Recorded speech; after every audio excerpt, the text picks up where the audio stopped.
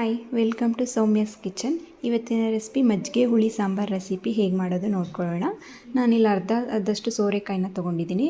2 table ಸ್ಪೂನಷ್ಟು ಅಕ್ಕಿ, ಆಮೇಲೆ ಕಡಲೆಬೇಳೆ, 1 ಟೇಬಲ್ ಸ್ಪೂನಷ್ಟು ಜೀರಿಗೆ, ಮೆಣಸನ್ನು ಹಾಕ್ಕೊಂಡು 1 ಅವರ್ ನೆನೆಸ್ಕೊಳ್ಳೋಣ. ಉದ್ದುದ್ದಕ್ಕೆ ಹಚ್ಕೊಂಡಿರೋ ಈರುಳ್ಳಿ, ಕರಿಬೇವು, ಶುಂಠಿ, ಬೆಳ್ಳುಳ್ಳಿ, ಸಣ್ಣಗೆ ಹಚ್ಕೊಂಡಿರೋಂಥ ಈರುಳ್ಳಿ, ಮಜ್ಜಿಗೆನ ತೊಗೊಂಡಿದ್ದೀನಿ.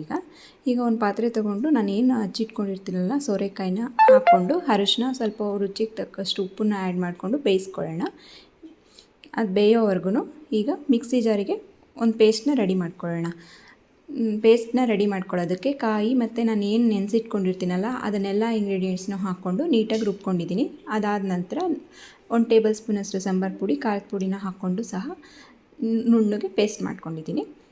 ಈಗ ಸೋರೆಕಾಯಿ ಬೆಂದಿದೆ, ಇದಕ್ಕೊಂದು ಒಗ್ಗರಣೆ ಕೊಟ್ಕೊಳ್ಳೋಣ. ಪಾತ್ರೆ ಇಟ್ಬಿಟ್ಟು 2 ಟೇಬಲ್ ಸ್ಪೂನಷ್ಟು ಆಯಿಲು, ಸಾಸಿವೆ, ಜೀರಿಗೆ, ಕರಿಬೇವು, ಒಣಮೆಣ್ಸಿನ್ಕಾಯಿ, ಆಮೇಲೆ ಹಿಂಗನ್ನು ಆ್ಯಡ್ ಮಾಡಿಕೊಂಡು ಈರುಳ್ಳಿ ಸಹ ಆ್ಯಡ್ ಮಾಡಿ ನೀಟಾಗಿ ಕೆಂಪು ಬಣ್ಣ ಬರೋವರೆಗೂ ಬಾಡಿಸ್ಕೊಂಡು ಏನು ನಾವು ಮಸಾಲೆ ರುಬ್ಕೊಂಡಿರೋ ಮಸಾಲೆನ ಅದಕ್ಕೆ ಆ್ಯಡ್ ಮಾಡ್ಕೊಂಡಿದ್ದೀನಿ.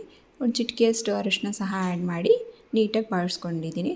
ಈಗ ಹುಳಿ ಮಜ್ಜಿಗೆ ತೊಗೊಂಡಿದ್ದೀನಿ. ನಾನು ಗಟ್ಟಿ ಮಜ್ಜಿಗೆ ತೊಗೋಬೇಕು, ಮಜ್ಜಿಗೆ ಸಾಂಬಾರಿಗೆ ಟೇಸ್ಟ್ ಚೆನ್ನಾಗಿ ಬರುತ್ತೆ.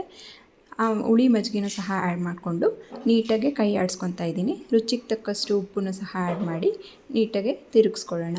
ಇದನ್ನು ನಾವು ಕೈ ಆಡಿಸ್ತಾನೆ ಇರಬೇಕು, ಯಾಕಂದರೆ ಮಜ್ಜಿಗೆ ಒಂದು ಹಾಫ್ ಆನ್ ಅವರ್ ಆದ್ರೂ ತಿರುಗಿಸ್ತಾನೆ ಇದ್ದರೆ ಒಡೆಯಲ್ಲ. ಕೈ ಬಿಟ್ಟರೆ ಸ್ವಲ್ಪ ಒಡೆಯೋ ಚಾನ್ಸಸ್ ಇರುತ್ತೆ, ಆ ಕಾರಣಕ್ಕೆ. ಆಮೇಲೆ ಸೋರೆಕಾಯಿನೂ ಸಹ ಆ್ಯಡ್ ಮಾಡಿಕೊಂಡು ಸ್ವಲ್ಪ ಒಂದು ಹಾಫ್ ಸ್ಪೂನಷ್ಟು ಬೆಲ್ಲನ ಆ್ಯಡ್ ಮಾಡ್ಕೊಂಡಿದ್ದೀನಿ. ಚೆನ್ನಾಗಿರುತ್ತೆ ಟೇಸ್ಟು ಬೆಲ್ಲ ಹಾಕೋದ್ರಿಂದ. ಆಮೇಲೆ ಮೇಲೆ ಕೊತ್ತಂಬರಿ ಸೊಪ್ಪು, ಒಂಚೂರು ಮೆಣಸಿನ ಪುಡಿನೇ ಸಹ ಹಾಕೋಬೋದು.